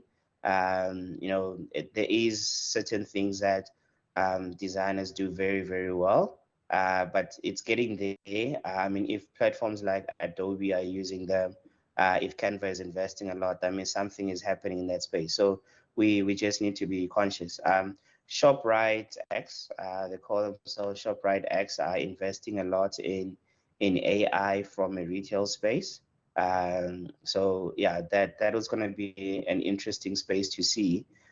For me, I'm more interested in seeing how it works, because I can't imagine South Africa where you go into a shop and no one is monitoring you, and you just put your food or whatever you're buying in a basket and you go to a counter, and again you tap out and you go. It'll be interesting to see how that pans out from a South African side of things.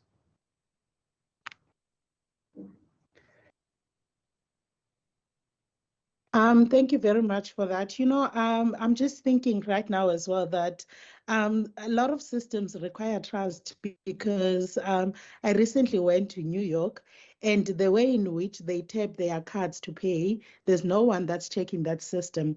So if you tap your card and you were unable to pay, they trust that the issue is with the card and not with you.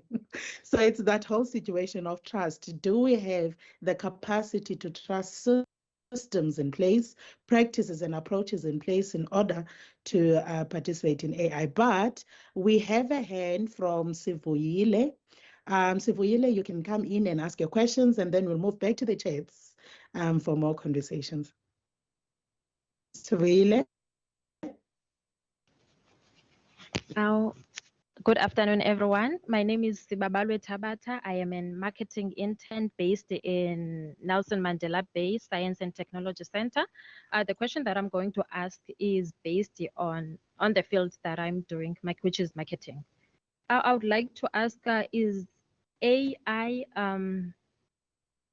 is digital marketing under the AI, or is it something different?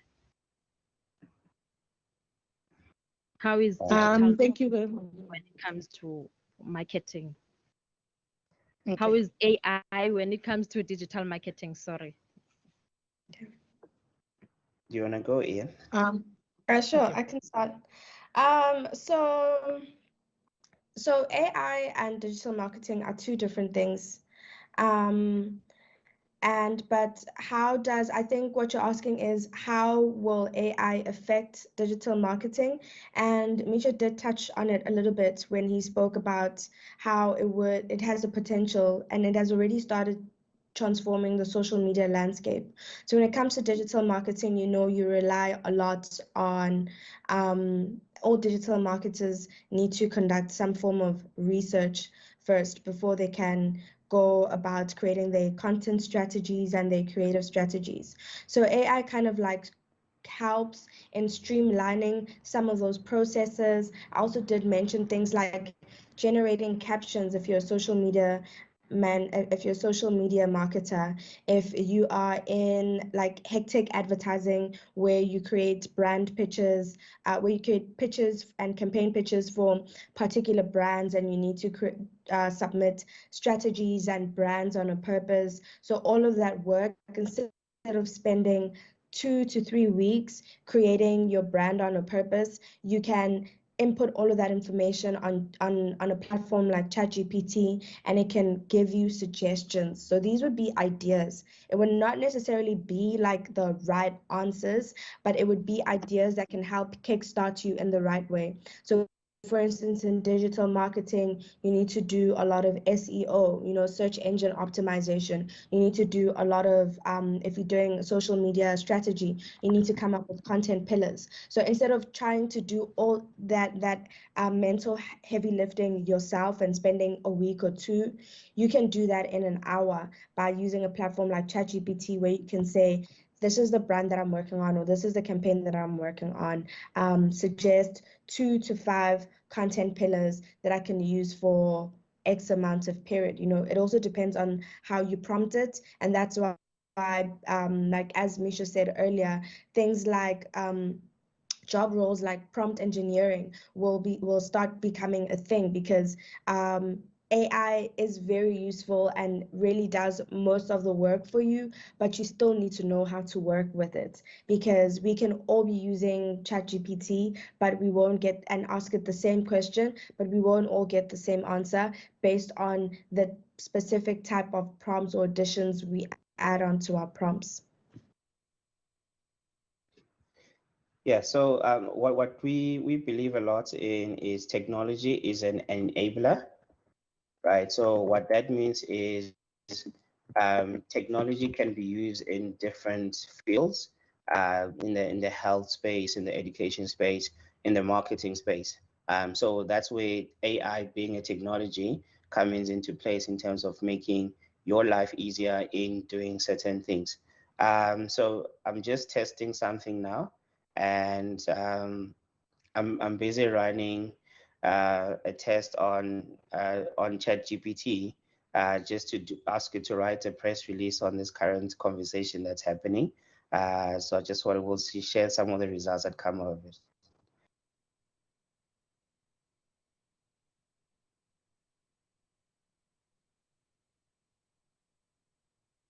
Yeah, I think we can move to the next question. Okay, so what I'll do is I'll perhaps take 3 questions due to the interest of time, and then you can respond to those, and then we'll open up another round of questions. So I'll read the 2 questions that I received, one from the chats and one on WhatsApp, and then move over to the other hand that we see, and then back to the panelists. So there's one more question that was shared by Singa, which is a question to Misha. Just a comment on the chat box in South Africa. A lot of people aren't impressed with their performance. I think that our companies should invest more in training their chat box so they understand local dialects and slangs. I believe this will enhance their performance and provide better customer service. A question from Nomzaza Lutando saying, this is a question for Ian. What do you mean by AI systems cannot be more creative than humans? What do you mean by creativity?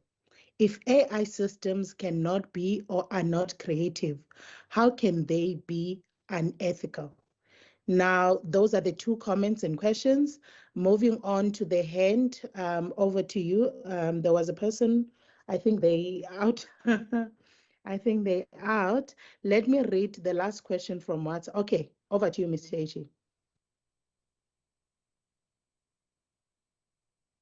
Hi, Nekutsinga. Hi. It might be Hi, Mama. good Okay, morning. yes. Am I audible Morning. enough? Yes, we can Yes, hear you you. are. Yeah, I just wanted to ask a question based on the last presentation, wherein there were a few quotes mentioning the regulation of the AI. So my question is, since there's also machine learning wherein machines can actually learn on their own, and most of the people that you mentioned as the guys that have invested deeply in AI, they are still not sure on how they make certain decisions. How can you regulate something that has the abilities to self-evolve over time? Okay, so maybe let me start with that particular last one. Yeah, I mean, if you think about the things that AI is capable of doing, it's just by thinking about it, right? It is pretty much scary. From a machine learning, if you see what Boston Dynamics is doing with their robotics, you know, it is pretty scary. Um, but if you look at what they've introduced with ChatGPT, you know, and the other technologies, it's the advancement is very fast, right? And there's a worry that this might happen and you know super fast to a point that by the time things get out of hand, you know things might not be able to be ideally controlled. So that's why the biggest cry is, you know, it's a very thin line. On one end, it's like we can't stop, right? Because we need to keep on going, we need to keep on learning, keep on experimenting. But on the other end, it's like, okay, we are experimenting, but there are no regulations. There's no one who's really controlling how this thing goes, you know. So I think what most of these tech leaders are ideally saying is saying, let's not stop AI, all right? Let's not stop the advancements of AI. Let's continue because it's gonna happen. If the likes of Elon Musk or Sam don't do it, someone else is gonna do it. But while we working on these advancements, let's work on the regulations. You know, how do we control this particular stuff? How do you control from, you know, people's data, people's information, but also how do we control or at least put those regulations on what these machines are able to potentially do on their own? Or you know, it's a very scary world. It's a very thin line. But I mean, technology advancement has to go on, and no one can fully control that particular area. I'm not sure if I answered you well.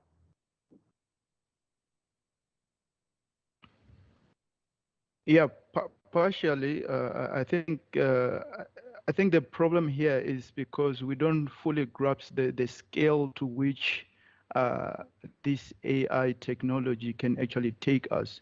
It can either be positive, it can either be negative.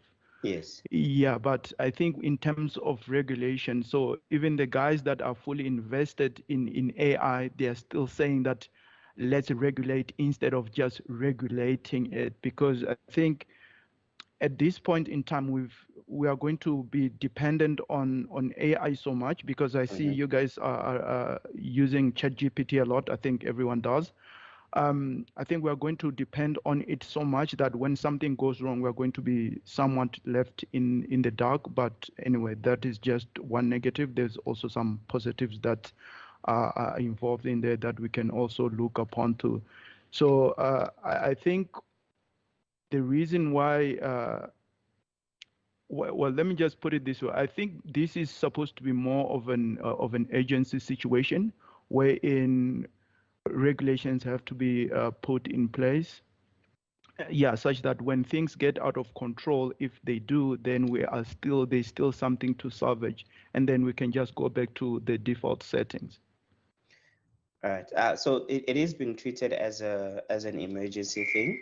That's why you find even from a top level, for example, Jeffrey Hinton, he left Google so he can speak freely around the dangers of AI instead of being restricted by an organization. So those conversations are definitely happening. I think Sam and a few others were in court or somewhere in America. They were being investigated, or at least asked a lot of really tough questions around what's going on in the particular space. So maybe just to manage time, the chatbot question, it's very important, yes, for this particular tech to understand and to be localized in simple forms. And that's where the likes of Butlali AI come in, the likes of Lelapa come in. And I do agree with you that some of the responses is not so great. Sometimes when we use it to break it and test how far can it go. So there is still a lot of work that needs to happen. But I think work is being done, and the fact that the likes of Lelapa see that as an urgent need is one of the reasons why I'm a little bit confident that things will get better in that space. Thanks. And yeah, I'll also answer Nomzaza Lutando's question about AI systems cannot be more creative than humans. And I think that is essentially, I utmost believe in that, because I have the utmost belief in that because they depend on our input at the end of the day. And as much as they really can enhance various creative abilities of humans, but what humans have that machines don't is personal experience, is emotions, and it's the ability to break out of patterns, whereas AI systems depend on machines, depend on particular patterns in order for them to be able to give you something new. So that's what I mean by creativity. I mean the ability to think outside of the box. They are not able to come up with new information. At this present moment, they're only able to aggregate the information that has been put forward by a human.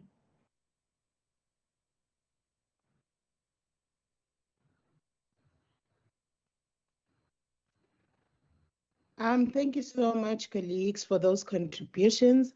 And I think for the interest of time, the conversations are ongoing. And the most amazing thing about this new discussion, or new focus rather, on the discussion about AI, there's like different elements and different ways in which AI as well as technological developments can be implemented in different industries, like the likes of in higher education, in assignments, the likes of in agricultural development, the likes of in the everyday life in terms of how we conceptualize discussions and how we conceptualize conversations. So there's quite a lot in terms of the discussions that perhaps MBDA will have as well, and perhaps the conversations that will continue in different spaces.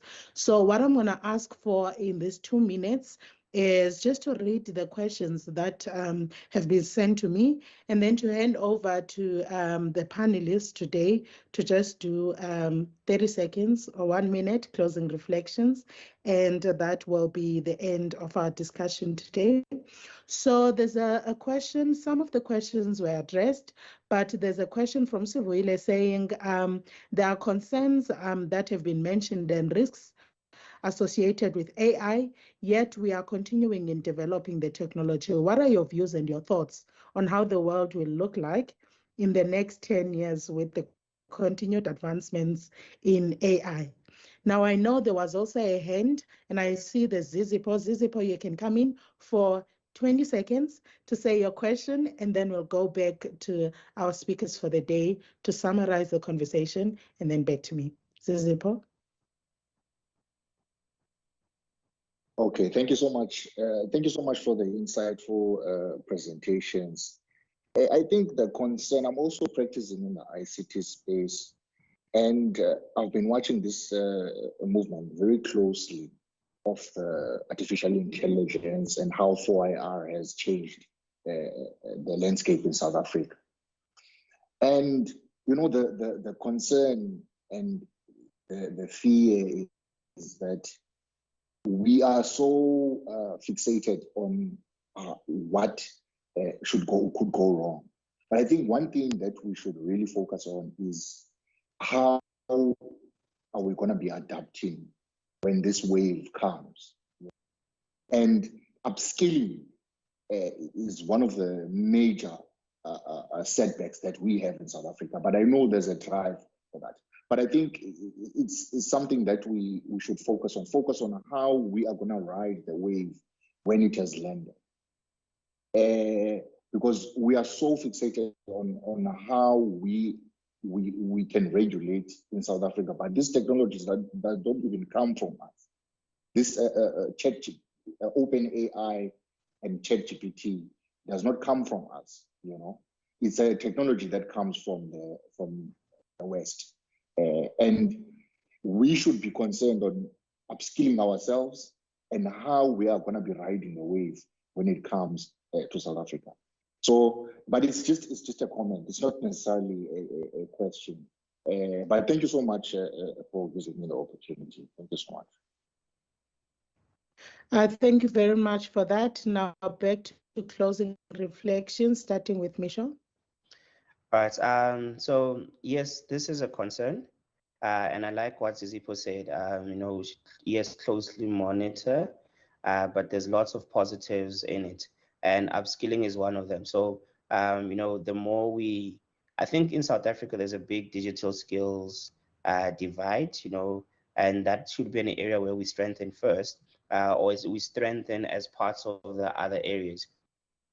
There's new skills coming, and coding is one of them, but there's other things happening beyond coding. Cybersecurity is one of them that I mentioned. Data analytics is another. So for everybody else out there who's looking into this space, just look at how can you, I think the key thing is see how can you use AI to be your assistant, to be your helper. How can you use AI to make certain things much better, or to free your time as well? Things will take time in terms of major changes and advancements, especially from South Africa side. But just prepare yourself, upskill yourself, and just get ready. Yeah, I'll just jump on right after that. And I also agree, it is happening whether you like it or not. We cannot stop it. The best thing is to stay ahead of the curve. And just a tip for everyone is to get into being obsessed with constantly upskilling yourself, because technology is just changing everything rapidly. And if you want to future-proof your job in the future, and the future could be next year, it could be next week, it could be literally an hour from now, you always need to know what the trends are looking like in your industry, what tech tools are being used, and also make sure that you teach yourself some of those skills. And also get onto ChatGPT, learn about it a bit more. But ChatGPT is just one AI powered tool. There's a whole lot more that people can explore out there. Thank you very much to the both of you for this amazing conversation. It has been a great conversation to learn more on ChatGPT and also the different types of language that we often use as if they mean the same thing. So for example, I actually thought AI was the same thing as ChatGPT up until it was introduced in the higher education space as a separation between the two. So thank you very much. Also to the participants that are here, who are present here today, who have engaged with this topic. There's a huge appetite, and I'm sure MBDA can see that there's a huge appetite to have MBDA conversations around AI in the industry, communities, as well as when it comes to government systems. So thank you very much also for the comments that you've shared and how you've been using AI. Again, I can never thank you enough, Ian and Misho, for taking the time to share your expertise and also for the work that you're doing in the technological development space. Because as we know, the technological development and advancement is a moving vehicle. So whether you're don't want to engage or not, it is moving. So now we are going to go back to the drawing board to try and figure out how do we then participate in this new economy that includes technological advancement as well as artificial intelligence economy. From my side and from MBDA, we thank you so much. Please be on the lookout for more conversations and any other engagement that MBDA does. Umambe and Mistuko, thank you very much for having me. Thank you.